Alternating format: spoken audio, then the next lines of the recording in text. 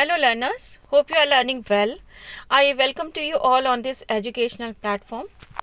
Guys, last video में हमने ये डिस्कस किया था कि अफर्मेटिव सेंटेंस को निगेटिव में किस तरह से चेंज कर सकते हैं. ठीक है, तो उसके रूल्स, उसके क्या तरीके हैं, क्या चीज़ हैं, क्या मेथड्स हैं जिनको हमें ध्यान में रखना है while changing from affirmative into negative sentence.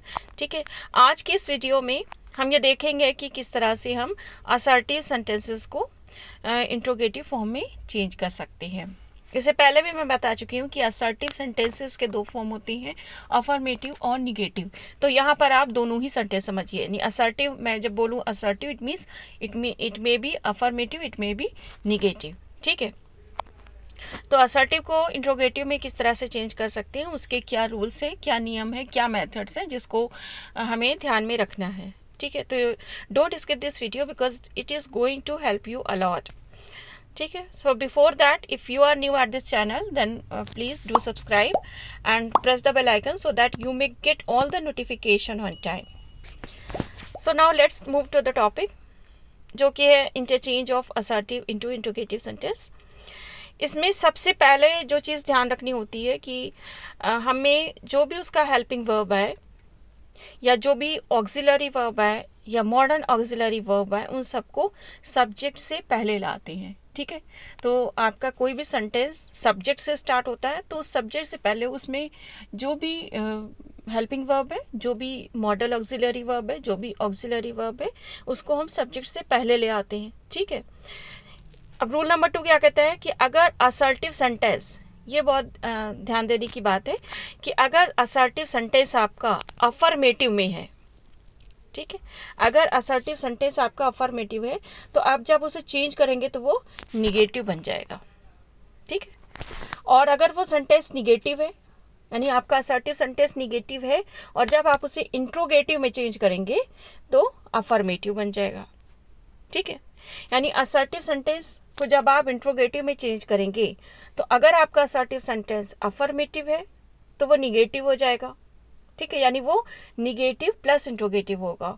और अगर वो असर्टिव सेंटेंस आपका पहले से ही निगेटिव है, यानी उसमें नॉट आया, निगेशन आया है, ठीक है, तो जब हम उसको चेंज करेंगे तो वो अफर्मेटिव हो जाएगा, यानी अफर्मेटिव प्लस इंट्रोगेटिव हो जाएगा.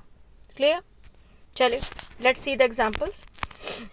He is a good boy. Example देखते हैं इसका. ही इज अ गुड बॉय. ठीक है, अब यहाँ पे क्या है देखिए, अब जब मैंने इसको चेंज किया, देखिए ये सेंटेंस आपका अफर्मेटिव है. ठीक है, ये अफर्मेटिव है. अब जब इसको मैंने चेंज किया तो क्या हुआ, पहले इस सेंटेंस का हेल्पिंग वर्ब हो गया इज. ठीक, इसको हम ले आए सब्जेक्ट के पहले. ठीक है, इज ही, और सेंटेंस ये आपका अफर्मेटिव में था, जब हम इसको चेंज करेंगे तो क्या हो जाएगा, ये निगेटिव हो जाएगा. ठीक, तो is he not a good boy. Is he not a good boy. ठीक है, तो अकॉर्डिंग टू द रूल्स देखिए, put helping verbs auxiliary verb before the subject. तो यहाँ पर ऐसा हुआ कि आपने हेल्पिंग वर्ब को या ऑक्सिलरी वर्ब को आपने पहले रखा, सब्जेक्ट के पहले. और दूसरा रूल क्या कहता है हमारा कि अगर सेंटेंस आपका अफर्मेटिव है तो निगेटिव में जाएगा. तो ये अफर्मेटिव था पहला सेंटेंस हमारा, तो ये हमारा चला गया निगेटिव में. ठीक है, तो is he not a good boy. ठीक है, let's take another example. You can not touch the sky. देखिए, इट इज ऑलरेडी निगेटिव. ठीक है, कैन नॉट, निगेशन आया है, you can not touch the sky. ठीक, अब ये निगेटिव है, अकॉर्डिंग टू रूल नंबर 2 ये निगेटिव है. जब हम इसको इंट्रोगेटिव में चेंज करेंगे तो ये हो जाएगा affirmative. Can you touch the sky, can you touch the sky. Now it is affirmative, ये अफर्मेटिव है और प्लस इंट्रोगेटिव है. ठीक है, तो ये निगेटिव इंट्रोगेटिव हो गया और दूसरा वाला अफर्मेटिव प्लस इंट्रोगेटिव हो गया, बिकॉज इट में ऑलरेडी निगेशन दिया गया है. ठीक है, आई hope it is clear. Rule number 3 हमारा क्या कहता है, ये कहता है कि अगर किसी सेंटेंस में नेवर ये आया है तो उसको चेंज करें आप एवर में, और अगर किसी सेंटेंस में नो आया है तो आप उसे एनी में चेंज करें. ठीक है, let's take the example. He will never forget my kindness. He will never forget my kindness. ठीक है, अब इसमें क्या होगा, देखिए इंट्रोगेटिव बनाने के लिए आपको क्या होगा, हेल्पिंग वर्ब को पहले करना पड़ेगा सब्जेक्ट के। ठीक है, विल ही और नेवर को चेंज किया आपने एवर में, तो will he ever forget my kindness, question mark, will he ever forget my kindness, because these are interrogative sentence, तो always put a question mark at the end of the sentence. ठीक है, तो will he ever forget my kindness. ठीक, अब दूसरा example देखते हैं। No को मैंने बताया कि नो को आप चेंज करेंगे एनी में। ठीक है, तो यहाँ पे आया है नो वन नोज यू। ठीक, अब इसको देखिए, इसको टेंस के हिसाब से चेंज करेंगे सेंटेंस को। नोज यू यानी ये वर्ब की फर्स्ट फॉर्म है, और वर्ब की फर्स्ट फॉर्म कहाँ यूज करते हैं हम, सिंपल प्रेजेंट टेंस में या प्रेजेंट इंडेफिनिट टेंस में हम यूज करते हैं। ठीक है, तो प्रेजेंट इंडेफिनिट टेंस में जब हम निगेटिव सेंटेंस बनाते हैं या इंट्रोगेटिव सेंटेंस बनाते हैं तो हम वहां पर डू नॉट या डज नॉट का यूज करते हैं। ठीक है, तो यहाँ पर होगा does anyone know you, does anyone know you. ठीक, नो वन चेंज हो गया एनीवन में, नो को एनी में आपने चेंज किया। ठीक, और ये वर्ब की first form simple present tense है, तो इसलिए इसमें डज लग गया, does anyone know you, question mark. Got it. अब रूल नंबर 4 क्या कहता है, अगर सब्जेक्ट एवरीबडी आया हो, अगर आपका सब्जेक्ट जो है वो एवरीबडी हो, यानी आपका सेंटेंस एवरीबडी से स्टार्ट हो रहा हो, तो आप उसे हु में चेंज करेंगे। ठीक है, जैसे एग्जांपल देखिए, everybody likes to become great, यानी हर कोई ग्रेट बनना चाहता है, ग्रेट होना चाहता है, महान बनना चाहता है। ठीक है, everybody likes to become great. ठीक, अब मैंने इसको चेंज किया हु में, एवरीबडी को चेंज किया हु में। ठीक, अब दूसरी चीज देखिए कि ये सेंटेंस आपका क्या है, ये अफर्मेटिव है, ये सेंटेंस आपका अफर्मेटिव है, और टेंस आपका सिंपल प्रेजेंट टेंस है। ठीक है, तो सिंपल प्रेजेंट टेंस जैसे बताया था उसमें हम डू नॉट या डज नॉट को यूज करते हैं। ठीक, जब हम निगेटिव या इंट्रोगेटिव बनाते हैं तो डू नॉट या डज नॉट को यूज करते हैं। ठीक है, अब चूंकि अफर्मेटिव है तो ये सेंटेंस निगेटिव भी होगा, तो डज नॉट लग गया, तो who does not like to become great, everybody likes to become great, who does not like to become great. ठीक है, तो जहां पर भी एवरीबडी आया है आप उसे हु में चेंज करें।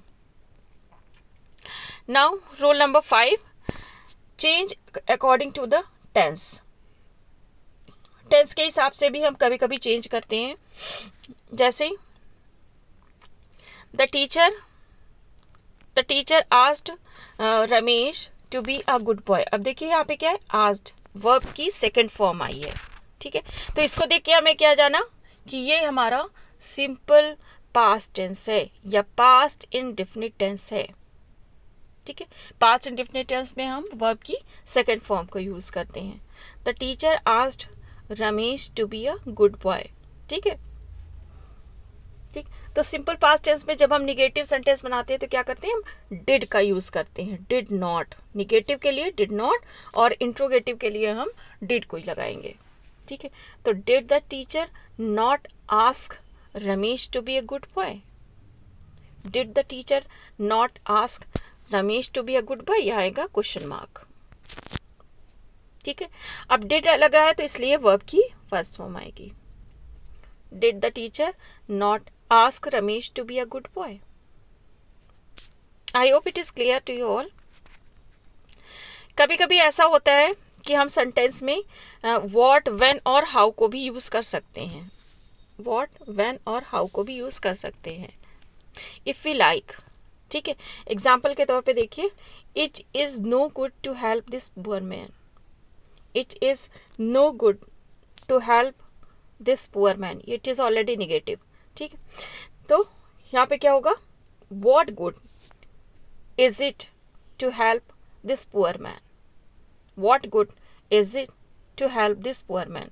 लेकिन अगर आपसे इस तरह के सेंटेंसेस बनाने में कंफ्यूजन है तो don't go through it, always opt this method. आप सिंपली इसका हेल्पिंग वर्ब चुन लीजिए और उसको सब्जेक्ट के पहले ले आइए। देखिए, is it any good, no को आपने चेंज किया एनी में। Is it any good to help this poor man.